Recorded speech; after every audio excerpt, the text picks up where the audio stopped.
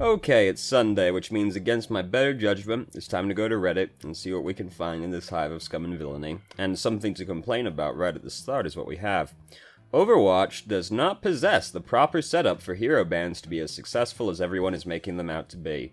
Bans will create problems, not solve them.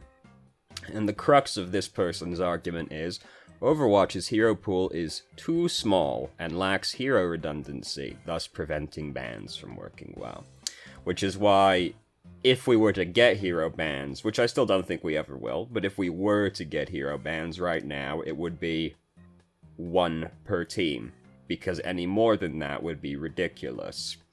But then, so, the person goes on to outline a hypothetical situation for us. Say you need Roadhog's Hook in this hypothetical, in brackets, because clearly it was going to be a literal situation, but that's more of a nitpick. In this hypothetical scenario, having an ability to grab an opponent and drag them to you, a reverse boop, if you will, would be very useful. You could even say it's the primary way you can win this fight. Seeing this, you go to switch to Roadhog, and he's banned. No hook for you. No way to replicate that behavior on any other hero, so you lose/struggle. Because apparently we're in a hypothetical situation where literally the only way we could possibly win is with Roadhog's Hook. And apparently we're also in a situation where I could change to Roadhog right now at no detriment to my team, and by the time I arrive, we will still be in the situation where Roadhog's Hook will save the day. Because that's all very likely to happen, isn't it? But then, this was mostly, like, a kind of nitpicky thing, but then it goes on to compare it to League of Legends. LoL possesses 3 champions with an ability like Roadhog's Hook. There's actually 4. And Blitzcrank doesn't actually really count because no one plays Blitzcrank because Blitzcrank is trash. It's because he got nerfed about 8,000 times, as all of the Hook heroes inevitably do. So then, we go on to say, or if hero bans aren't mirrored onto your team, ban Ryan, go Ryan, and land free shatters for days. Because that's very fucking sensible, isn't it? Because that's how all fucking... like, what kind of fucked up games have you been playing where you can ban a hero but are still allowed to pick the hero yourself? Oh no, you can't play that, but I can play that. Yes, that's exactly how the fucking system would work, isn't it? That's very fucking sensible for you to say that. And then, down here, there was something about D.Va. Basically, the crux of the person's argument after that point goes on to, we need to homogenize the hero pool as much as possible. We need more D.Vas, we need more hooks, so on and so forth. And I am, like, boiling the argument down a little bit more than it actually is in this situation, but we need more D.Vas is literally something he says in here somewhere. D.Va doesn't need nerfing, we need more D.Vas. And I mean, it's true that, like, the hero pool is small, which means there is exactly one way to run dive, and there is exactly one way to run deathball, and so on and so forth. But, like, that's gonna be the case for a really fucking long time. That's never going to stop being the case, right? And, like, one thing the guy lines out is, banning Zenyatta, so you can just do Zarya Graviton and win the game. Like, most people are not gonna do that. Most people are gonna ban Tracer, Doomfist, Genji, people like that, right? Ain't nobody going in and being like, alright, what's the hero we're gonna ban? Zenyatta. No one's gonna fucking do that. They'll ban a billion other things before they go, let's ban Zenyatta so that we can do this combo. That'd be more of an issue for, like, the Overwatch League, right? Where they can coordinate these things. So they might go, Hey, that team's got a really good Zenyatta player. Ban Zenyatta. Alright, we ban Zenyatta. What are we gonna do? Well, obviously we're gonna go Dragon Strike and Graviton. Right? For 99.9% of the player base, this will not happen. We will in fact just ban the extremely obnoxious heroes. And you know that 90% of these bans will be shit like Mei and Bastion. You know that's what it'll actually be, don't you? Like, it prevents some things from just being completely overpowering if you can just ban a hero, right? Doomfist has been disgustingly overpowered for a while until recently. Well, what do we do about that? I guess we'll just have to get murdered by Doomfist every game, unless somebody on our team is the fucking unicorn that can play Sombra well, right? So, instead, what can we do? We could just ban Doomfist, and now we don't have to worry about it. And yeah, that Doomfist one trick on the other team is really fucking upset about that one, but shit, sucks to be him, doesn't it? Like, Blizzard doesn't nerf and adjust things in an appropriate span of time. If you can just ban the thing that's ridiculous at that moment in time, there is no longer that much of an issue. Remember when Mercy was absolutely fucking ridiculous right after they reworked her and Moth meta was a thing? Just ban Mercy. Don't have to deal with it now. It's gone. Oh, I don't want to get one shot and killed by Doomfist. I'll just ban Doomfist. No big deal. And in reality, what'll happen is someone will go, I don't like Mei. And they'll ban Mei. Because they hate Mei. And that's what'll actually happen, isn't it? So I begrudged this argument, mostly for a lot of nitpicky things like, apparently you're just watching really fucked up esports where you can go, you can't do that. I can do that, though. Like, I don't even know where that one comes from. He's just, like, trying to lie out, like, the most dystopian future he can think of, where you can just completely rig the game. Like, yes, if I can basically say, hey, I'd like to win this game today, and there's nothing they can do about it, yes, that would be a really fucked up world, wouldn't it? But we don't live in that world. Anyway, so that, you know, that post really upset me for a bunch of reasons, but, like, yeah, you know, we don't have a lot of heroes in the game right now. We aren't gonna have a lot of heroes in the game for a really long time. That's why we get to ban one hero per team, so that you can't just completely cripple strategies. Like in League of Legends, you can ban 5 heroes per team. So yeah, that would be pretty fucking stupid if you could ban that many heroes in Overwatch, wouldn't it? That's like half the cast gone. But no. It'd be 1, maybe 2, but that's pushing it pretty hard, really, isn't it? Anyway, enough complaining about the one post, but it did, like, really annoy me. When you're trying to regroup after losing team members, stand far enough aback that you can't see the enemy.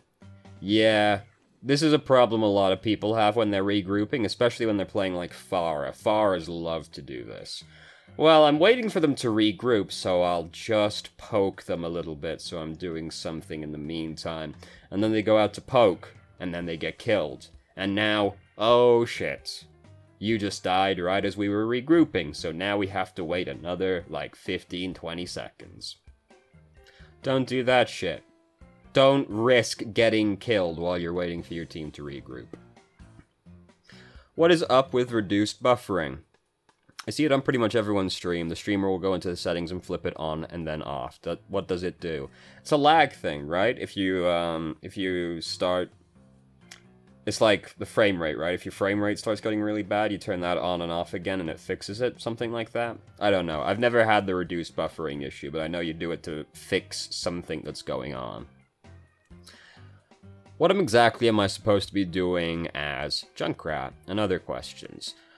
When should I be focusing down a shield, and when should I be trying to find a way around it? My first instinct is to immediately burn it if it helps the team, but I'm not sure if that's always the best strategy. That's pretty much what Junkrat does, is break shields. Unless you can be, like, killing somebody right now, right? Like, if you can be shooting at a person, then you usually want to be doing that. But if there's no currently easy-to-kill people out there, you just shoot the shield. That's what Junkrat does. He breaks barriers, so unless there's somebody for you to be killing, that's pretty much just what you do. What should I be doing versus Orisa? I watched a video that said after her shield cooldown buff, it was almost futile to try and burn it, instead just get behind it and boop her, outplay her. I mean, most Orisas, like, you can pretty much kill the shield. Like, it's not gonna be... Like, yeah, if you're slow to do it, then she's gonna be able to replace it, but, like, if you got, like, one other person on your team helping you break it, like, Junkrat breaks barriers really fucking fast. Like, if you got one other person on your team helping you kill it, you'll kill it, and she'll have to wait a few seconds before she can redeploy it. If it's just you, it's a little bit harder to do that, but it's pretty rare to be on a team where there's no one else on your team that can be helping you break that barrier. And at the very minimum, like, if you, like, there are a lot of maps where you can't realistically get behind the Orisa to start trying to kill her, right? Because you're playing Junkrat, you're not playing, like, fucking Genji, right? So it's harder for you to get into these positions. So there are a lot of maps where that's not really feasible. And, like, if there's nothing better for you to do, you should still be doing it. But, like, if you're forcing her to just keep using her shield on cooldown because you're trying to burn through that one, that means she can't use it for anything else. She can't really reposition it very easily if she's just having to throw it down immediately before her team gets murdered once you break it, right? So it limits her options, and, like, you're still pressuring the Orisa.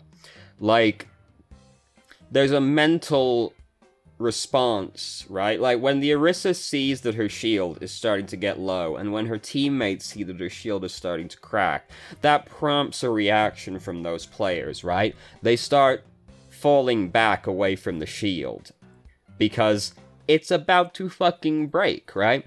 Like, if Reinhardt's shield is starting to get really low, the Reinhardt now is like, well, I gotta either go in right fucking now, or I gotta start playing more passively and let this regenerate, right? Like, it has a psychological impact when you're breaking the shield. This is another reason why bots are stupid, by the way, because, like, when you shoot somebody, suddenly they don't act the same way anymore, right? Like, if you're doing the Anabots and you shoot one of the Anabots as McCree, they just continue going on like nothing happened, whereas a person goes, fuck, shit, goddamn, and then they start acting weird because they're panicking because now they're at half health, right? So like, breaking the shield has a psychological reaction still. So, like, if there's nothing better for you to do, you should still be trying to break the shield. If you can get behind the shield and just kill the Orisa, that's great, but, like, to be honest with you, you won't encounter that many situations where that's possible. Like, if you're trying to attack King's Row, it's pretty hard to really get behind the Orisa as Junkrat, right? So, you know, if you can, great, but probably you can't, so you should just keep breaking the shield. And as long as you got one dude there to help you, it won't be that much of an issue. Is Junkrat considered the absolute best at burning shields? Who ranks higher and why? Bastion ranks higher because he does ridiculous DPS. But other than that, yes, it's Junkrat. Who would be closest below him? Probably Soldier. It's probably Bastion, Junkrat, Soldier, Orisa, and then everybody starts getting, like, pretty bad at that point and is roughly the same. Yeah, Bastion's higher, because it's fucking Bastion. He does a lot of DPS. Does Junkrat have any other duties that might not fall on other DPS characters? I mean, he has, like, really good area denial, which doesn't fall in the area of a lot of DPS characters, because you can just spam into an area and it becomes very hostile to move through that area, which is something that, like, no hit scan hero can do. The only other person who can do something really similar, well, there's two, I guess, Pharah and Symmetra, because Pharah can spam into an area with her rockets, but she's usually trying to dunk on somebody. and Symmetric can spam balls into an area, and it just makes going through the area very hostile, so there's that. Junkrat's also pretty good at killing flankers, because you just throw the bomb in the concussive mine in their face, and then suddenly the flanker is not trying to kill whoever they were trying to kill anymore. It's very easy to land damage that does enough that the flanker is going to be like, I guess I'll come back later, if you don't kill him. Because if you can get a bomb in and then throw the mine at them, they just die instead. So, good at killing flankers, good at denying an area, so those are like his duties that might not fall on other DPS. Are there any hard counter classes to avoid? It seems like there's Pharah and to a certain degree Genji Tracer. I don't think that those heroes counter Junkrat. They can, if they're like really good, but realistically, probably not. Like if you just hit Tracer with anything, suddenly Tracer has to recall, and then she's probably gonna think twice before she tries to go at the Junkrat again. Genji can, if you have bad self-control and shoot into his deflect, you know, and don't, like, wait, but, like, with the trap and the mine and just, like, big area spam, makes it easy to hit people. Makes it easy to zone these flankers off, so I don't think that's much of an issue for them. Pharah counters Junkrat, yeah. Snipers also counter Junkrat, because there's, like, not really very much he can do to them. But at the same time, Junkrat doesn't have to be in direct line of sight that frequently either, so he can play around those people quite a lot. But the hardest counter is Pharah. D.Va is also pretty good. She can just jump on him, eat the mine, and then he's very upset about that one. Divers in general, like, he's not the worst at getting dove, but he still doesn't particularly enjoy getting dove, especially if it's a D.Va. Is Junkrat considered a newbier, easier class? It seems like every time I mention that I'm good with him, people act like he's a Pharah-type class. Pharah's not really like an... Why? I pronounced Pharah differently like every time I've said the name so far. Pharah's not really like a noob class. People are just like, ooh, AoE weapons, what a low-skill hero. Junkrat actually has a pretty high skill ceiling. Like, if you're really good at Junkrat, you can do some really wacky shit that people are not ready for. It's true that, like, you've got a pretty low skill floor, right? Like, you don't need to be very good at Junkrat to get a lot out of him. But he does, at the same time, have a pretty high skill ceiling. You can do some pretty crazy stuff on Junkrat. He's not just a spam class. No, but, like, it's kind of like, you know... He's a lot about spamming an area. Like, the biggest thing about Junkrat, he's really good at breaking shields, and he's very good at denying an area. He's very spam-heavy. Let's see. Is anyone good with calculating sensitivity? Any low SR tournaments? Not that I know of. Considering, I mean, there's a few that are just, like, whoever enters can enter, but, like, there's no, like, low SR specific ones that I know of. Considering Zarya for my hero pool, tips welcome. The hero I've played the most is Ashe and Soldier, but I want to be more proficient with non-DPS characters. Zarya seems like a good hero to get better at, so I'm looking at any tips. So one of the biggest tip I find for Zarya is just that people have a lot of trouble building up charge, and especially when they start playing Zarya. No, I did not want to go to the post, goddammit. And, like, the biggest thing with that is, people usually put the bubble on someone being like, that dude's about to take damage, which usually results in the person not getting shot, and then they build no charge off of it, because if they're not already shooting at somebody, it's pretty easy for them to go, I'll just wait till the bubble's gone, and then they start shooting, right? You'll get better returns if you wait for the person to start taking damage first, or for you to start taking damage first. It's a little bit easier with your own shield, because you can always bubble yourself and then walk across somebody's line of fire. But if you're bubbling other people, it's usually better to wait for that person to start taking damage, then bubble them. Because, like, it's harder to stop yourself firing once you've already started, as opposed to if you never started firing. But also, just like baseline, when you bubble somebody that's already getting shot at, they will not react frame one and stop firing at the person as soon as you bubble them. You'll always get a little bit of charge out of the bubble, if nothing else. There are some situations where you don't want to do that. Like, if you see the fucking Genji with Dragon Blade out, hovering in front of the Mercy. Alright, you don't need to wait for the Mercy to start taking damage. You know what's coming. She's about to get cut. So feel free to put the bubble on that person ahead of time. But outside of, like, extreme situations like that, it's usually better to wait until the person starts taking damage, then bubble them. And you'll always get a little bit of charge out of it, if nothing else. The same is also true with your own bubble, but again, you can just walk across somebody's line of fire after you bubble yourself, so it's a little bit easier, but that'll always get you a little bit of that charge, if nothing else. And building charge is important for all aspects of Zarya. Microphone, voice chat, necessity.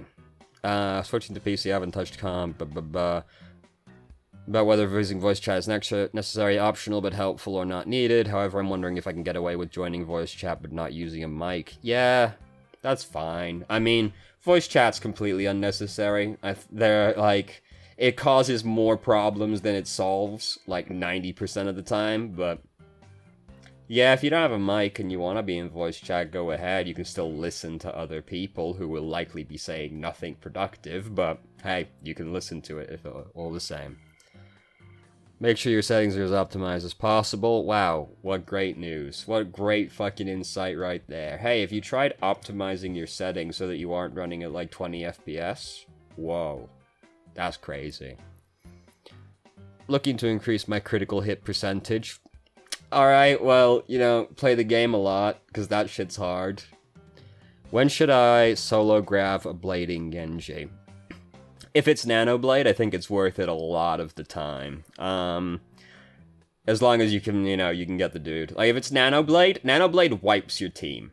Right? Like, that's just what happens. There are very few ways to actually stop Nano Blade, and all of them basically amount to get really fucking lucky.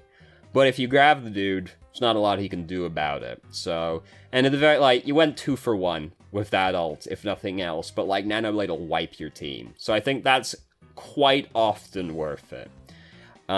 If you're likely to lose the fight regardless, then it's not worth, like if you're already down like 2 people and the dude comes at you with the Dragon Blade, it's not really worth it because you are already looking like you were going to lose the team fight if you're down 2 people. So not really worth it. But if things are relatively even and he's coming at you with the Nano Blade, I think it's worth it like 99% of the time.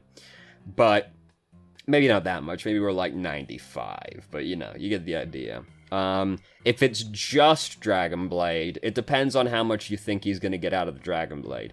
Like, if you got fucking Ana and Zenyatta as your 2 supports, and Zenyatta does not have Transcendence right now, they will both die.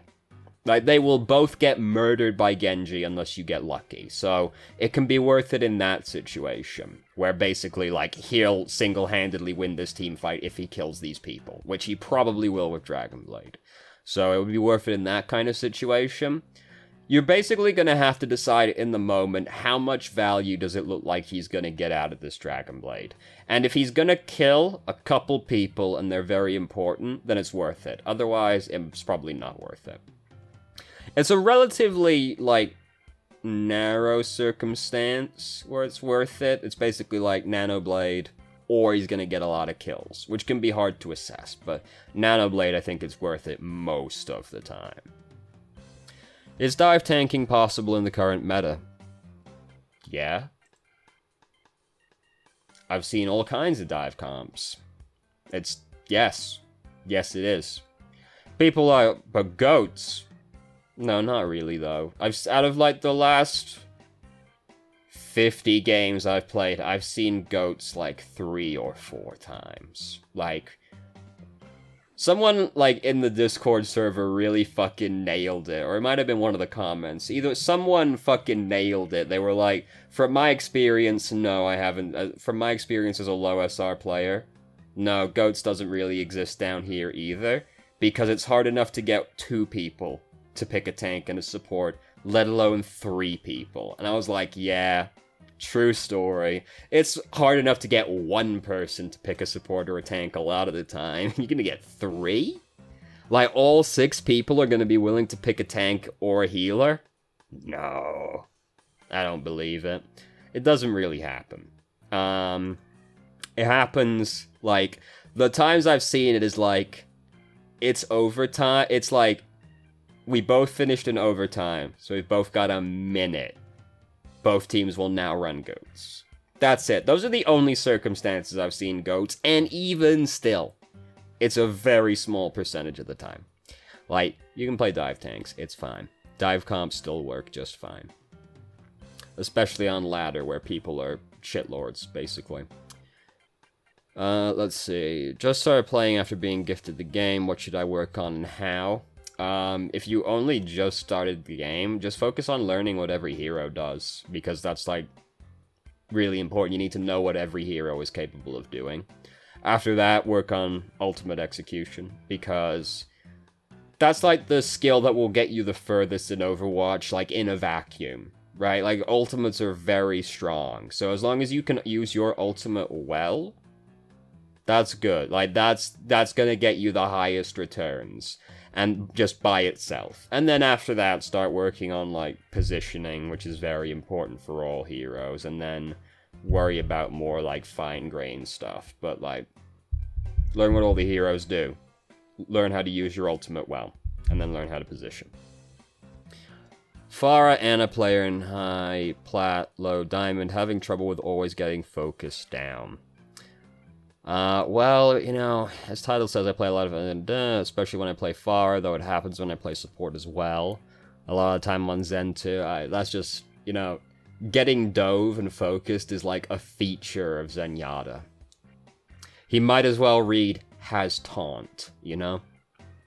I always feel like I'm getting hard focused and I don't know what to do about it. I play mostly quick play.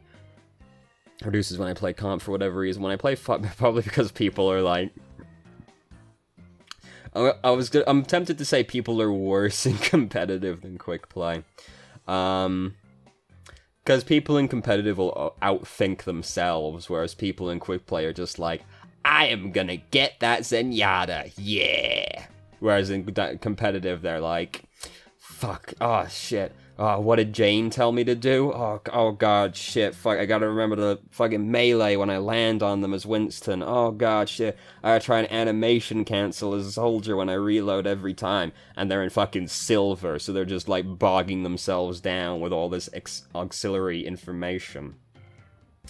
Whereas in quick play, I will kill Zenyatta. And that's where it ends. That's where it starts and that's where it ends. What feels like the entire team puts all their focus on me every time I peek my head out to deal damage of any kind, even when I'm not on Pharah. So, like, the way you deal with hit scan DPS as Pharah is basically you sneak up on them. And, you know, the way you do it's easier or harder depending on, A, the player, but also, B, the map, because there are some maps where it's really hard to sneak up on them. Somewhere like King's Row, you can't really sneak up on them super easily, because it's basically just like a straight line map, right? But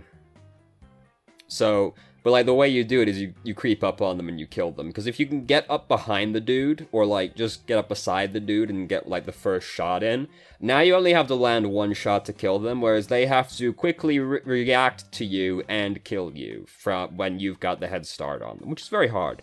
So that's pretty much what you do with the hit scan DPS. You try and sneak up on them.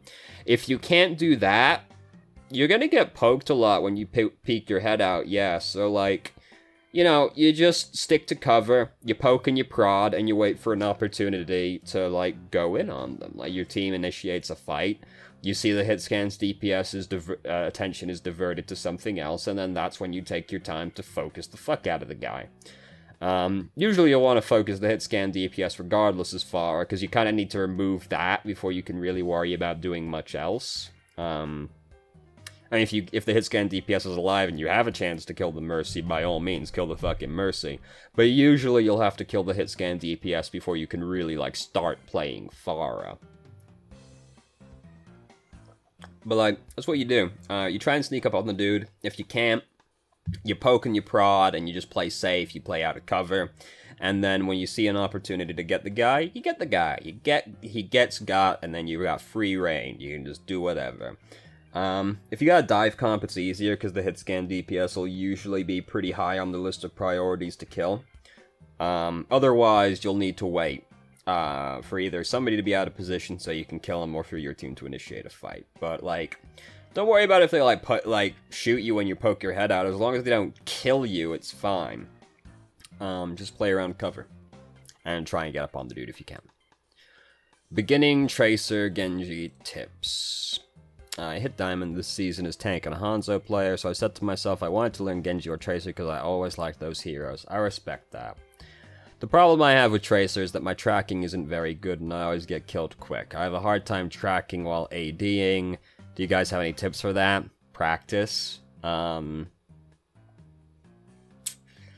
There's the thing where you can, like, use your movement to try and aim instead of using the mouse as much. Which is to say, like, the dude's a little bit to the right of you. Well, you can compensate for that by just moving a little bit to the right rather than aiming to the right, which is easier to do, but, like, you can end up in situations where, like, it makes you move predictably, or there are situations where the movement you have to take is really unintuitive to line it up. But, like, if the dude is running one way, rather than necessarily tracking the guy, you can just kind of move with him and it keeps level. But that will have the trade-off of making you easier to hit as well. So, like... But, like, if you play in Tracer and you can stick to the dude by doing that and one-clip him, it's worth it. It's worth the risk, because you'll kill the dude extremely fast. And then you can go on to doing whatever. Otherwise... You have to practice a lot. Like, aim is this way. There's no shortcut, really. Tracking is another form of aiming, right? Like, you have to practice a lot, you know? If you were a tank player and a Hanzo player, you didn't really have to do much tracking, unless you were a D.Va main or a Zarya main. You probably didn't do much tracking, so you have to practice. I also have a hard time while crouching while ADing. Maybe there's another keybind that makes it easier. Left alt is, I find better to put crouch on usually.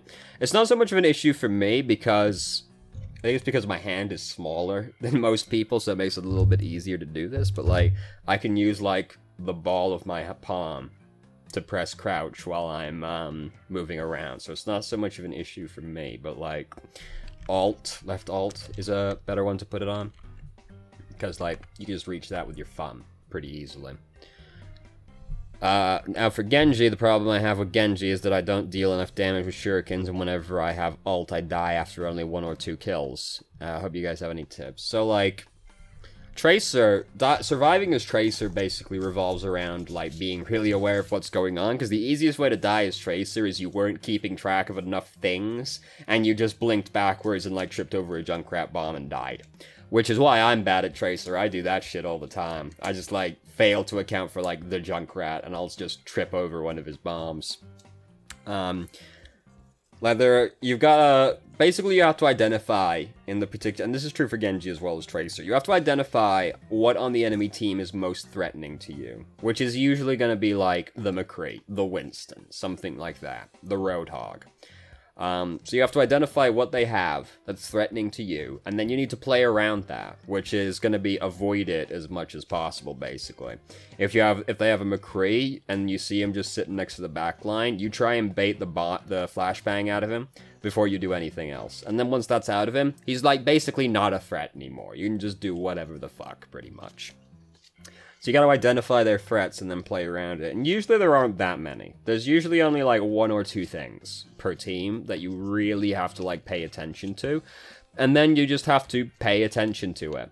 There are other things that'll kill you, right? Like, Reinhardt doesn't exactly counter Tracer, but if you fail to keep track of Reinhardt and you blink backwards into him and he caves the back of your skull in, hey, you know, that still killed you. So, like, you do still have to be aware of all the other things, but you really just got to identify, like, the key threats and play around them. Usually it'll be, like, being too aggressive that'll get you done. Like, especially when you're low on cooldowns. Like, if you've used Recall as Tracer, you gotta be pretty careful until Recall is off cooldown again, because Recall is, like, how you get out of trouble. Like, yeah, you can try and blink away from it, but, like, really, Recall is the emergency button.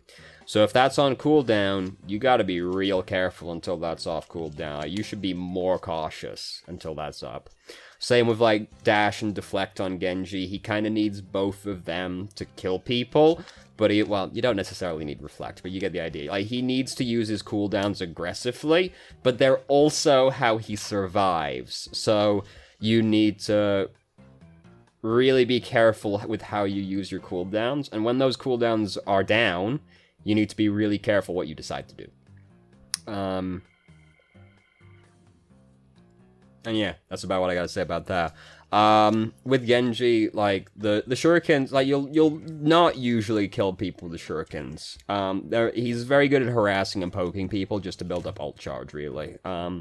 Yeah, if you get the opportunity to kill somebody, hey, you land, like, those 3 shurikens and the dude's almost dead, then yeah, you dash up to that dude, you fan, you melee him, and he's dead, and then you dash away again, right? Great times. But, like, that's more the exception than the rule. Usually you're just trying to poke and prod at people with the shurikens, and if you see an opportunity to kill someone, great. But what you're really trying to do is build ult charge. Like, Dragon Blade is really fucking strong, right? Like, it's one of the best ultimates in the game. Because it's just really easy to kill people. So, like, you're really trying to build that up as much as possible. And then with Dragon Blade, you need to have a plan for what you're gonna do, right? Like, you want to just generally good practice. You want to dash over, like, dash way above the enemy team. And there's 2 reasons to do that. First off, if you got an Ana on your team, she can't possibly miss you when you do that. You're way up in the sky, she just has to look up and push Q on you. Very easy.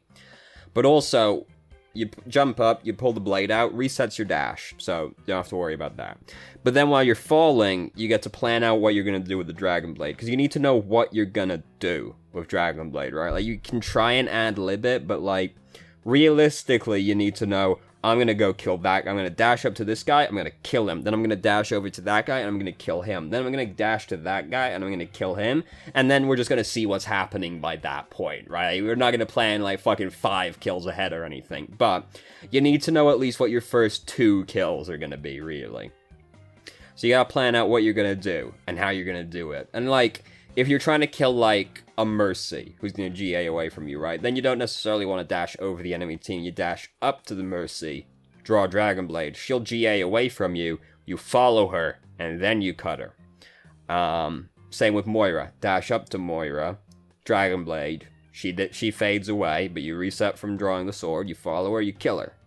You gotta plan it out. Genji needs to know what he's gonna do with Dragon Blade, because it's all about getting dash kill resets, and then just going from person to person and killing them. That's what it's all about. How to stop charging to my death is Ryan. Charge a lot less, first off. My fire strikes are well timed, I know when to shield. When I charge, I die a lot of the time. I either charge way too far if I miss my target, or my healers can't / don't follow. When should I be charging? I know not to charge chokes and to try and charge short distances, but is there an optimal time to charge? I mean, it's like you won't go very far, and there's somebody you can pin. Like, that's basically it. It's not really a particularly, like, thinking man's ability, really. In fact, a lot of people think significantly less when this button is on their keyboard. I know I do. Like, it is literally like, there's a dude between me and this wall, and if I hit him, he'll die. I'm very close to him, so it's quite easy to land, and it's very unlikely he'll have time to react, so I'm going to... And then when I pin him, hey, I'm charging for, like, less than a second, basically. There isn't really, like, any kind of, like, scientific principle to it. It's just, like, you want to go as little distance as possible, and, like, you want to pin a dude. You want to pin the dude, and ideally you kill him afterwards. If you're dying too much, it's probably because you're charging into too many people. Because, like, if you can pin the dude into the wall, but, like, there's literally, like, 5 people where you're gonna land, and, like, there's hard crowd control there, you're gonna die. So maybe don't do that. Like, think about what they've got on their team that can kill you, right? Because when you're charging, that's kind of when you're most vulnerable. So, do they have hard crowd control? If yes, you have to play around that, right? Like, you don't want to, like, if you're gonna pin the dude, but, like, you're pinning the tank, and there's a Bridget right there, you're gonna immediately get clapped, and then nothing's gonna happen, right? The dude's gonna get away. If there's a McCree right there, you may not even finish the dash, and now you're stunned next to them, right? So think about hard crowd control. Think about how quickly they can kill you. If they can kill you very quickly, you need to be very, very careful when you decide to charge, because they'll kill you very quickly. And, you know, that sounds obvious, right? Well, if I'm gonna die, don't charge, is what I basically said. But, like, that's kinda it. Like, how much damage am I likely to take when I push this button? If it's a fucking lot, maybe I shouldn't touch this button right now. Unless I can kill someone, like, really fucking important, or I know my team is gonna follow me, right? Like, if you can, like, coordinate with, like, a Zarya on your team, that makes it way easier to charge, because she can bubble you. If the enemy team's attention is divided because, like, your Hammond or your Diva or your Winston is up to some shit with them right now, that makes it way easier. But, like, if things are relatively neutral, you need to be real careful when you push that button, because if nobody's really doing anything right now, and you charge, you're public enemy number 1. So, charge a lot less is basically the moral of the story. My friends are saying that your MMR will increase more when you kill others while moving, as opposed to when you kill people standing still. Is this correct? That sounds like an urban legend. I don't think so. That shouldn't be so. Your friends are full of shit. Yeah. Like, that's some urban legend shit right there. If you're moving. Yeah, your friends are full of shit. I'm glad other people agree. Like, it doesn't track that stat, right? Like, when you look at your stats, you don't see kills when standing still versus kills when moving, right? Like, it doesn't track that stat. It's just like, if you kill the dude, it's like, great job, basically. Like, it compares your stats to, the average for your hero in that SR range, right? Or in your MMR range, I should say. So, like, all that matters is, like, how good your stats compare to other similar people. Just, like, moving versus standing still is some, like... It's, like... It reminds me of the kind of thing where, like, you're playing, like, a beat-em-up, and you're knocked down on the ground, but you're like, if I mash the jump button, it'll make me stand up faster. That's not true. It doesn't do that, but it makes you feel like it, right? When you're playing the driving game, right? If I hold the button down with more force, it'll make me go faster. Is not the case. It's like that kind of thing, really. So, how the fuck is Winston supposed to work? Anna. I jump, land on her plus melee, and start tickling her. She throws her nade, heals herself, she doesn't die, and I get bursted down by her team. Well, you chose to jump in at a bad time if you got bursted down. Like, yeah, she can throw the grenade on herself, and in which case, hey, you might not kill her anymore at that point. If she's in a bad position, you'll kill her regardless, but if she gets help from her team, yeah, she'll probably survive. That's true of all heroes. If they help you, they'll probably survive. If they help the person you're diving, they'll probably survive. I phrased that weirdly. Now, if you got bursted down by her team, you jumped in a bad spot, you jumped in without your bubble, or you overstayed your welcome. Because, like, you're meant to be able to get in and get out. That's kind of Winston's thing.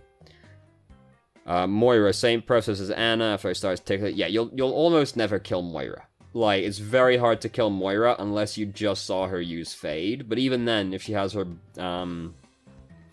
ball, she'll still survive as well. So, like, Moira is very hard to kill as Winston. You'll need help, or you'll need to catch her with her cooldowns down. Or she needs to fuck up.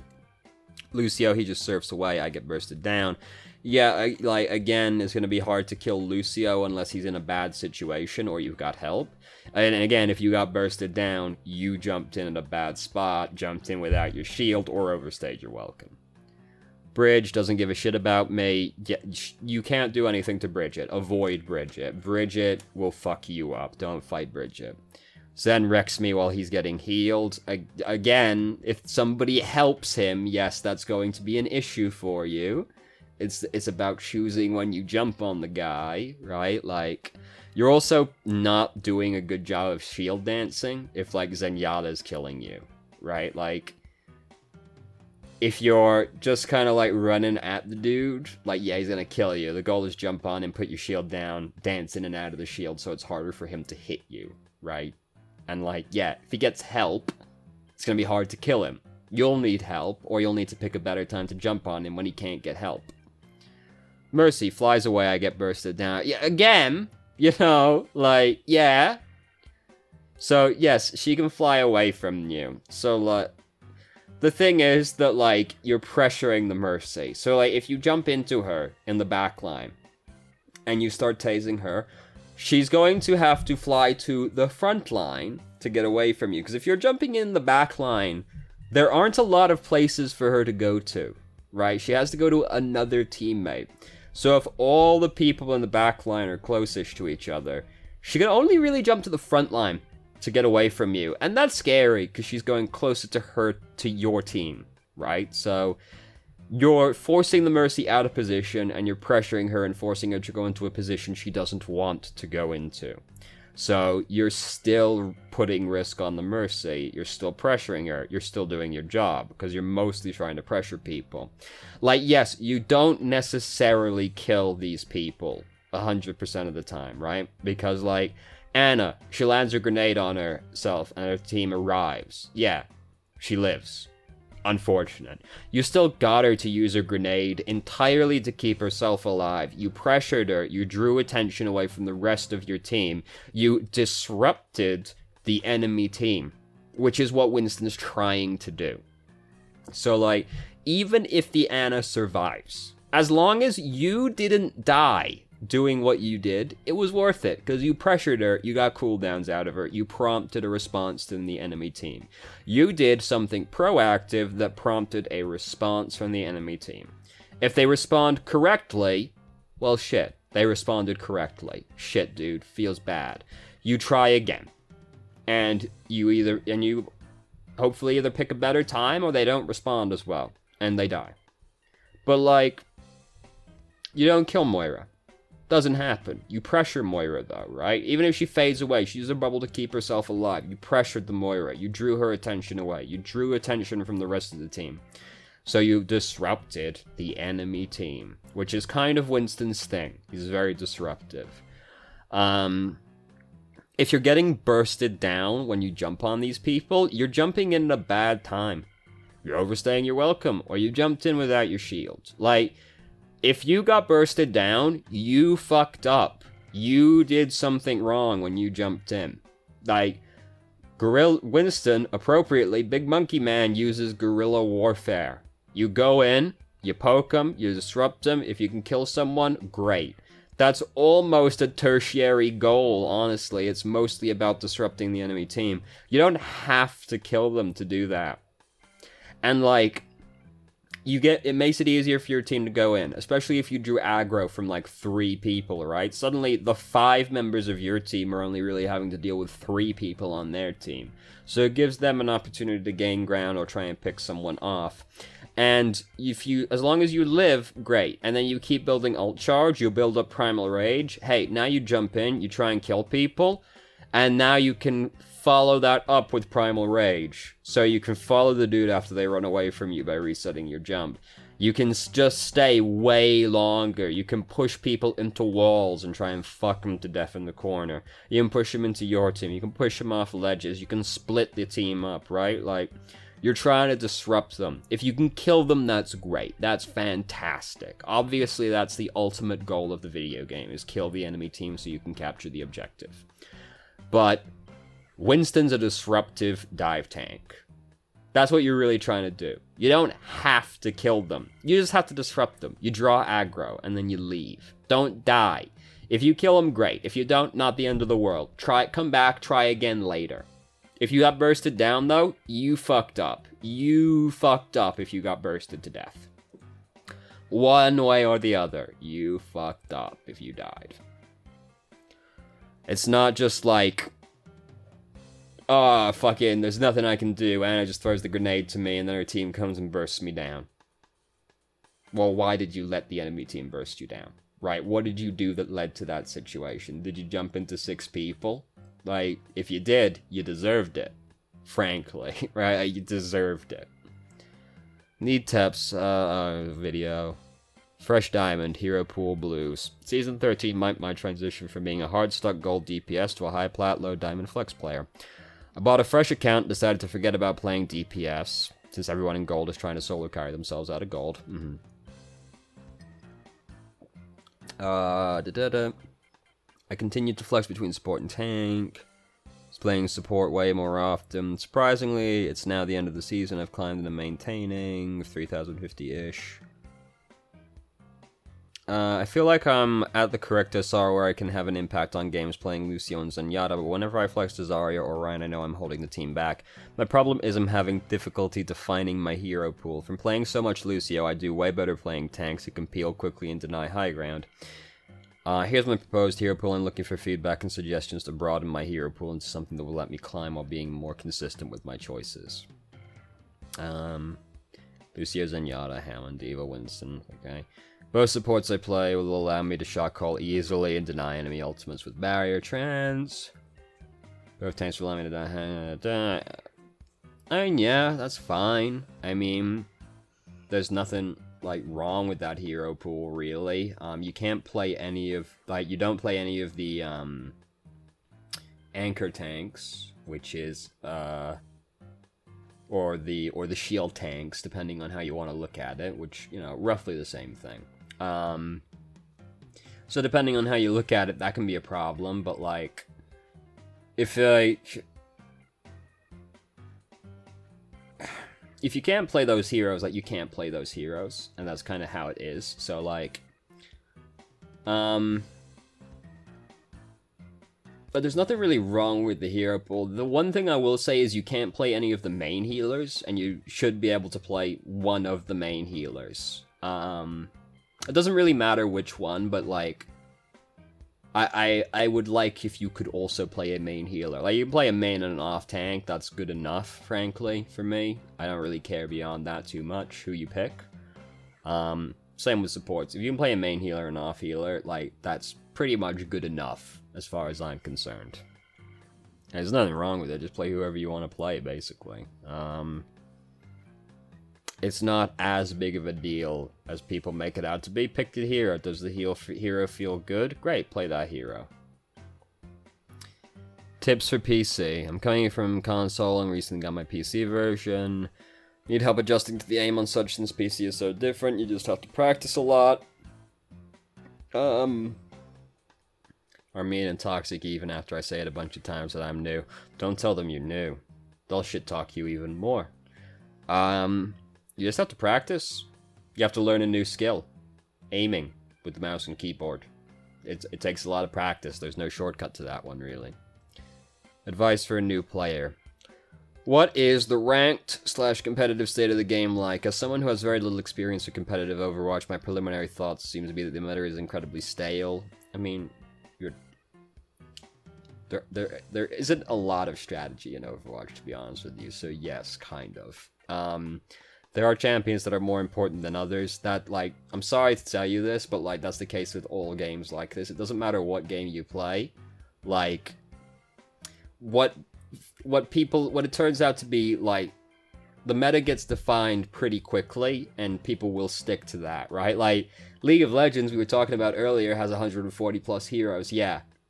But there's only ever really a pool of, like, 30 or 40 heroes that are, like, realistically playable at any one point in time. Like, yes, I could pick Blitzcrank, and theoretically I could win, but Blitzcrank is just kind of a worse Pike, Nautilus, Thresh. So, like, and, like, let me tell you, you want to see a fucking stale meta? Go play League of Legends, go play top lane. There is only ever, like, 5 heroes you can play in top lane, realistically. And if you pick a different one, you get dunked on. You get annihilated. Right now, it's, like, Aatrox, Aurelia and Jax are really good. Aurelia's not so good as she used to be, but, like, still pretty good. Swain is good right now. Victor's less good now. I was gonna say Victor. I still hate Victor, though. But, like, Aatrox is really fucking strong. So, like, you either need to be able to play Aatrox, play against Aatrox, play a hero that counters Aatrox, or ban Aatrox. Those are your choices, because, he'll fuck you up pretty good. He'll fuck you up pretty good. Like, and that's a game that has a lot of heroes. There are, like, 30 or 40 heroes that can be played top lane. But, like, there's only ever really a few.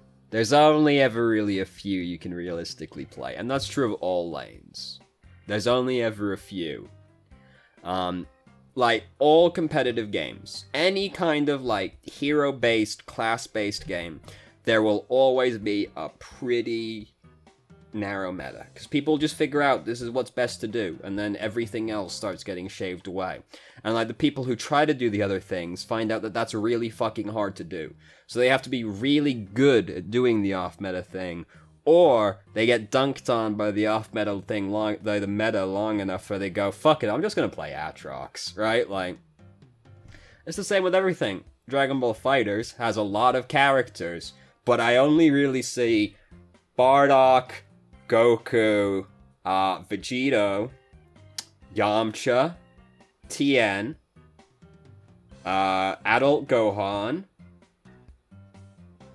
That's kinda it. You'll you'll see Gotenks a lot right now as well, right? Like, there are a lot more characters than that in that game, but you won't see them. You'll never see a Piccolo. You'll never see anyone pick Piccolo. Because he's just meh. People play, like, the worst characters because there's kind of fun in playing those characters, right? Piccolo is just entirely middle of the road. No one will ever pick him.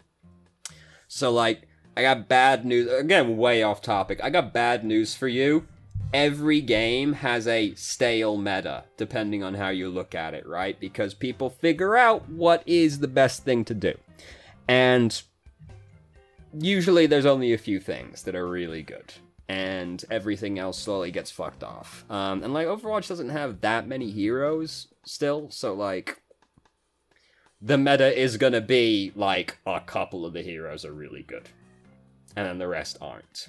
And some heroes are just really hard to make work in Overwatch, right? Like, Symmetra has been reworked so many times, right? And she is still not very good.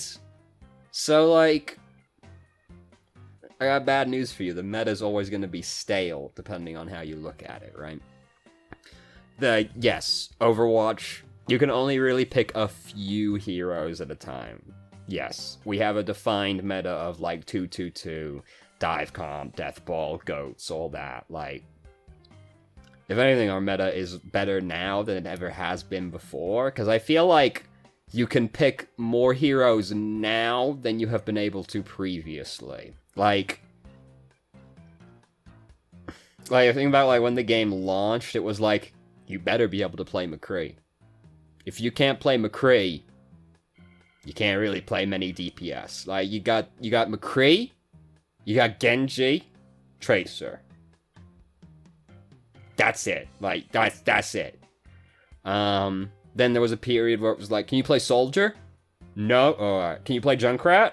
No. Fuck you. Right? Like, I feel like you can pick a lot right now. You can pick a lot of heroes right now and still be fine compared to previously. But, like, that's, like, if, like, the concept of a meta makes things stale to you, bad news. That's all competitive games. Are there any streamers, content creators you would recommend watching? I make videos sometimes. They're not very good, but I make them.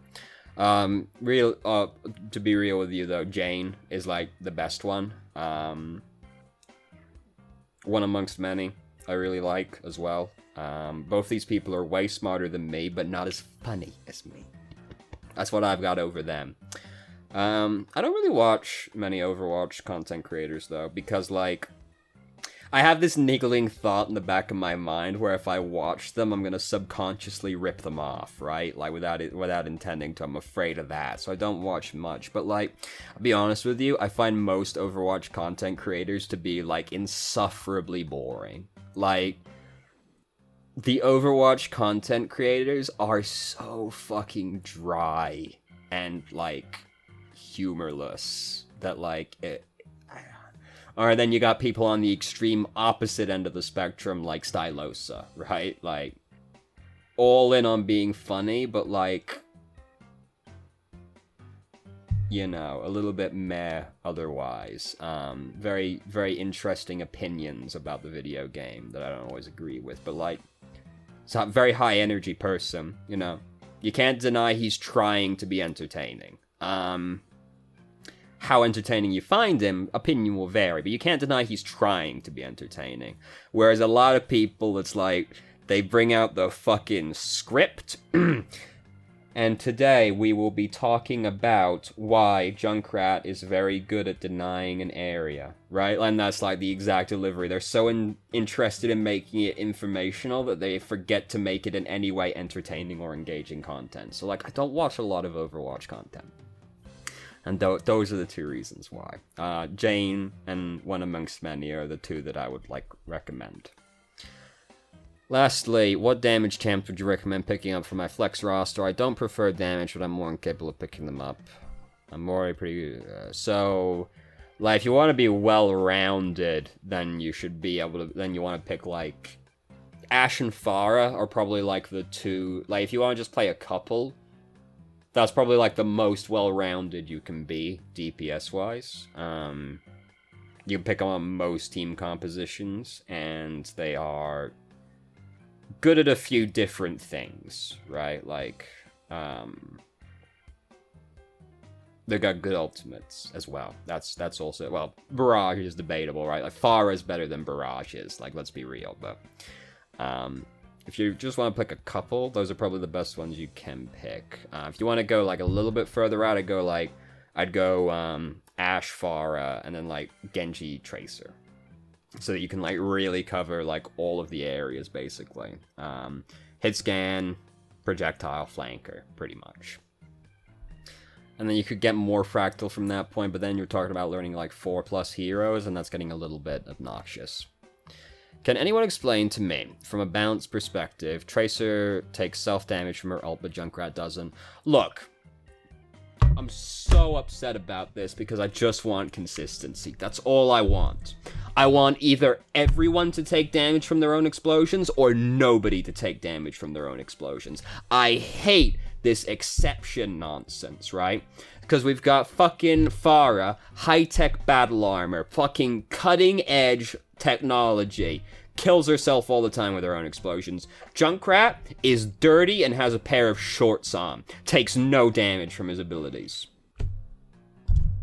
D.Va can detonate a fucking nuclear bomb right next to her, does 1,000 damage at point-blank range. She is wearing a catsuit. Fuck, it must be well insulated, mustn't it? Jesus Christ. But then we got, like, fucking Pharah kills herself all the time. Soldier kills himself. Zarya kills himself.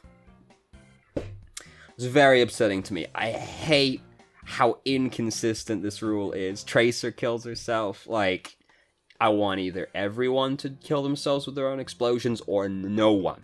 I hate how it is so inconsistent. It drives me mad. I want the rules to be consistent across the game. I hate having to go, oh yeah, explosions kill yourself, unless, and then I have to append like 3 asterisks to it, right?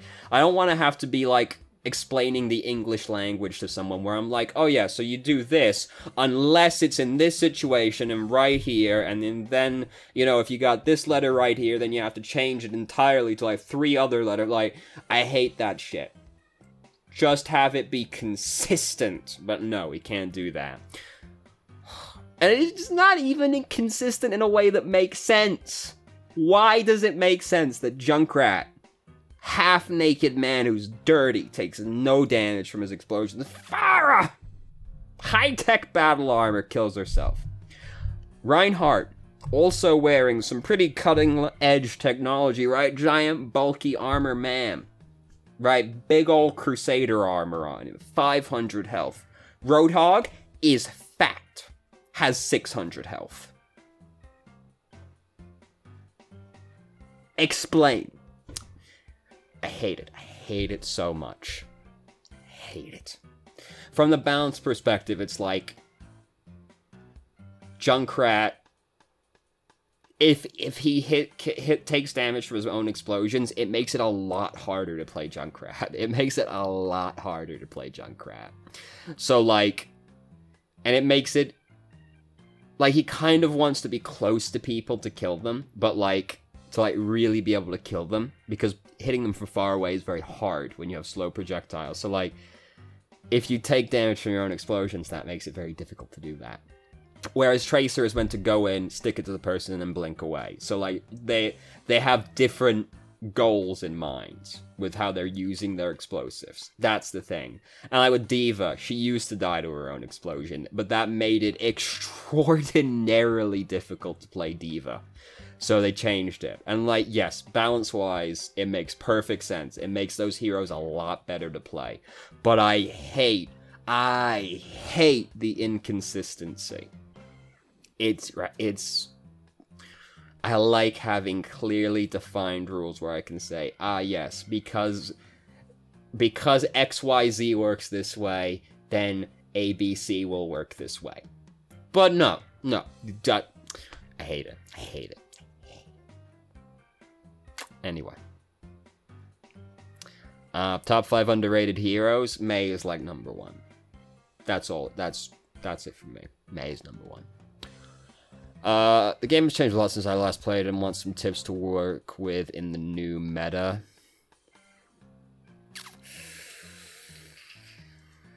I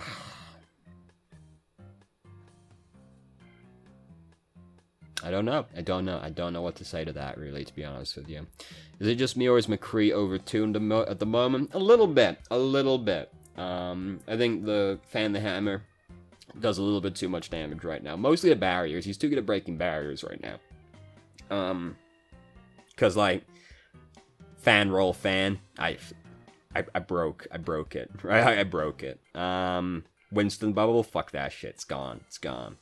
I can do like most of Orissa's, almost half, well, a little over a quarter of close to a third of Reinhardt's barrier. It might be a third of Reinhardt's barrier. Fuck, math's hard. Like, I think he does a little bit too much damage to barriers right now. Because, like, that should be the thing, right? Is that, like, you gotta have trade-offs in the hero, right? Like, McCree does more burst damage. Well, theoretically, McCree does more burst damage than Soldier, but Soldier's better at breaking barriers than McCree is, right? Like, that's supposed to be the trade-off. But, like, if it's just, like, McCree has hard crowd control, more burst damage, and can also break barriers, it's just like, well, why pick Soldier?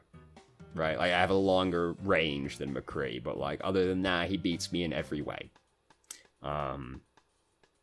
It's like, you need to have a trade-off for the hero. I don't think McCree should be good at breaking barriers, and he's pretty good at breaking barriers right now. The thing is that, like, it's so that it's easier to fan the hammer on, like, a flanker and have them reliably die from that, is the change to it. But, like, it also consequently makes it better to break barriers as well, and, like, McCree shouldn't be good at that. He shouldn't be good at that. I think it would be better to do something like people who have been hit by the flashbang take slightly more damage from Fan the Hammer while they're stunned. They take more damage, slightly more damage from Fan the Hammer while they are stunned by the flashbang. And then that solves the issue of it, like, being good at breaking barriers, but it also makes it easier to, like, flashbang a flanker and then kill them. And it sort of more lines up with, like, McCree is somebody you need to be really careful when you go up to McCree, right? Because he can flashbang you.